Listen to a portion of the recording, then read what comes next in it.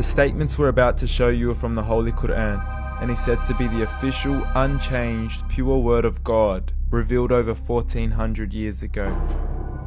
Claiming to be the word of God is a heavy statement, and without proof, or if a single contradiction is found within the book, the apparent word of God will be proven false. So without further ado, let's put the book to the test. In the 23rd chapter, titled The Believers, from the 12th to the 14th verses, God is said to give a detailed description of how the human being is formed. It begins by saying, "We then placed him as a sperm drop in a place of settlement, firmly fixed. Then we made the drop into a alaqa." We will translate this word very soon. "And then we changed the alaqa into a lump. Then we made out of that lump into bones. And then we clothed the bones with flesh. Then we caused him to grow and come into being and attain the definitive human form." In the 21st century, we can now safely say that this verse is clearly describing the process of human development in correct chronological order. However, what we should be paying attention to in particular is the second stage, referring to the development of the embryo. The specific word used to describe the embryo in this verse is the word alaqa. The word alaqa, when translated into English, can mean three separate things. Firstly, a blood clot, or to be suspended, that is to be hanging or clinging to something, or thirdly and finally, a leech. Now, all three definitions don't come anywhere near what we perceive to be the human embryo.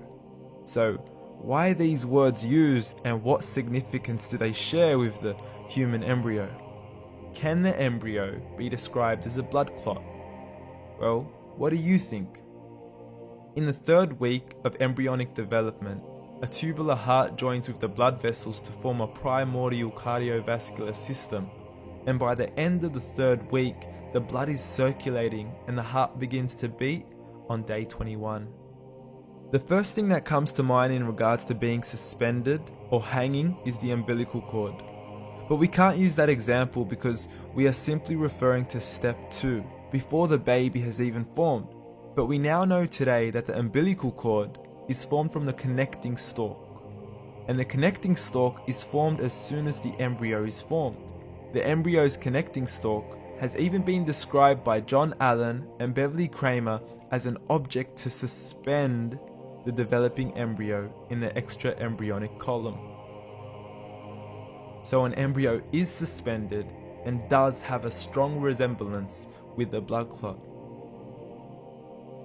What on earth would an embryo have to do with a leech? Figure A shows the structure of an embryo at 25 days. Figure B shows a leech. Now please note once again that the embryo in this stage is no greater than the size of a kernel of wheat. This is an X-ray of the embryo at 22 days. This is the internal structure of a leech. It's mind-blowing stuff, but you still haven't seen anything yet. This is the head of the embryo at 22 days. The detail you are seeing right now is absolutely impossible to be seen with the human eye and can only be seen with a microscope. This is the back end of a leech. There's no other words used to describe this other than mind-blowing. The pictures we have shown you are impossible to be seen with the human eye, or even to be predicted by the human mind. Once again, the verses we have shown you were revealed over 1400 years ago to a man who couldn't read nor write. Are these the words of God? Descriptions of the human embryo in the Quraan cannot be based on scientific knowledge in the 7th century. The only reasonable conclusion is that these descriptions were revealed to Muhammad from God, from God, from God, from God, from God.